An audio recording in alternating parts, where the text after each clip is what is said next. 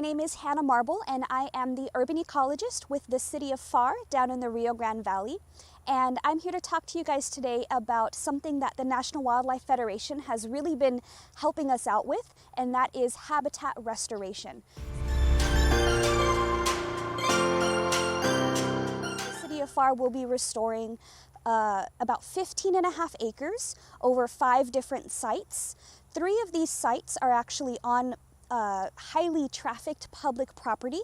2 of them are going to be city school parks, one of which already has a native wildlife habitat space on their school, and so we'll be doing a bit of an expansion of that into the city school park. The other city school park doesn't have any native habitat, so this will highly benefit that school right next to it.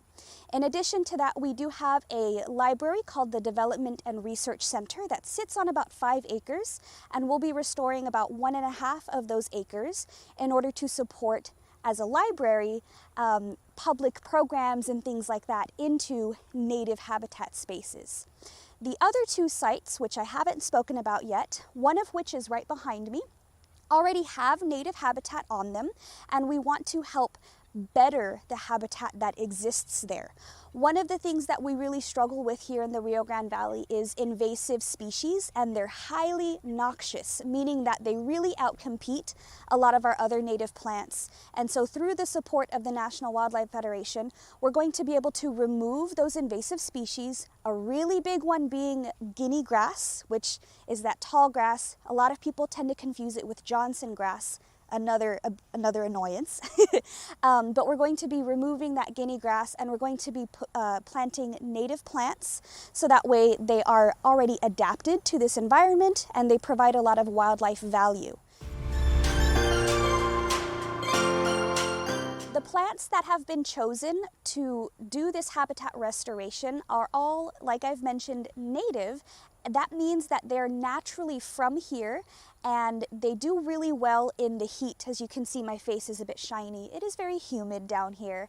So we want to make sure that these plants that we choose will survive for a long time, and they're going to be successful in supporting our native wildlife as well. We do have a lot of migratory bird species that move through the valley. In fact, it's a huge contributing factor to our local economy.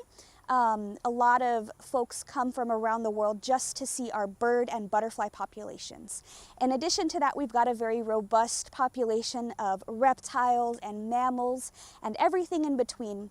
We've got a very, very unique subtropical habitat down here, and those plants are going to reflect that. In addition to this, we would like to engage our local community in this habitat restoration to continue to educate them, as there is a very big disconnect with our community here and spending some time outside in our natural green spaces. So I do have a goal to involve a lot of volunteer and community service groups in this project.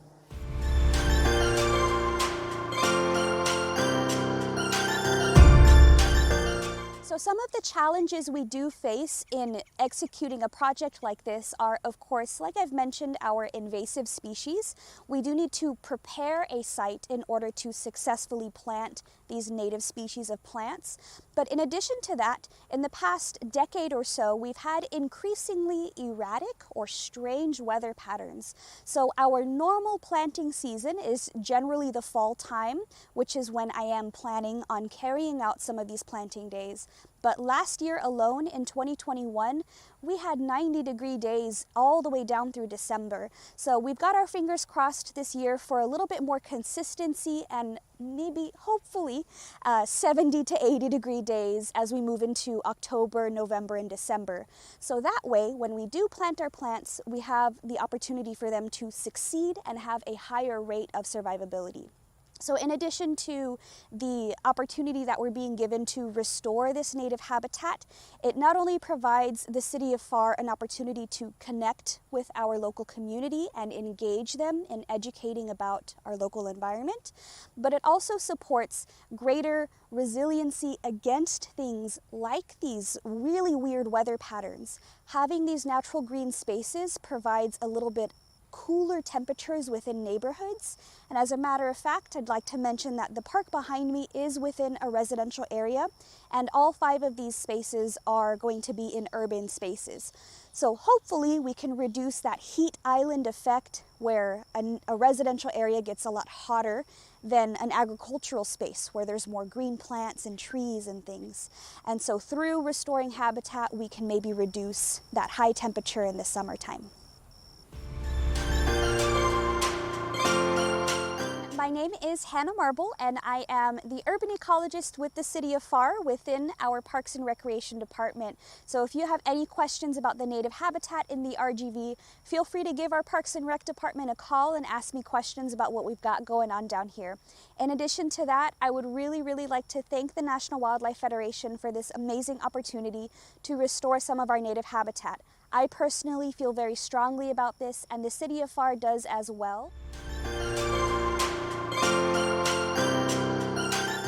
I would like to encourage other cities across the Rio Grande Valley, from Star to Cameron to Willacy and every place in between, to take action such as we are in the City of Pharr, because it's a nonpartisan issue. It is incredibly important that we engage our kids with the outdoors, and not just our kids. We're 2 to 3 generations removed from spending time outside, and there's a very interesting history around that, and it's a great opportunity to sort of take that space back and create ownership over it.